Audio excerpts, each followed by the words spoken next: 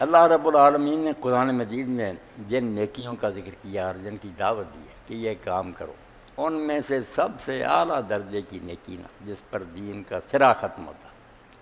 جس کو عربی زبان میں ذروۃ الصلوۃ میں ہی کہتے ہیں کہ جیسے اونٹ کی کوہان ہوتی نا اس کی بھی چوٹی،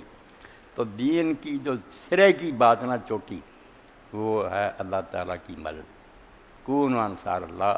اللہ کے مددگار ہو جاؤ۔ یہ نمازیں روزے وغیرہ سب بندگی ہے، جیسے نوکر آقا کا حکم مانتا،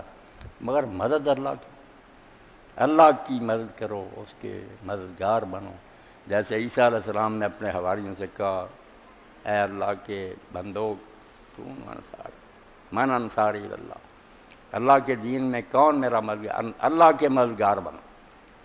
اب اس پر لوگوں کے ذہن میں سوال پیدا ہوتا ہے کہ اللہ قادر مطلق ہے، جو چاہے کرے، اس کے حکم کے بغیر تو ایک انگل حرکت نہیں کر سکتی، تو وہ مدد کا کیوں طالب ہے، کس کام میں چاہتا ہے کہ میری مدد کی جائے؟ تو اللہ تعالیٰ نے آیتوں میں اس کا جواب دیا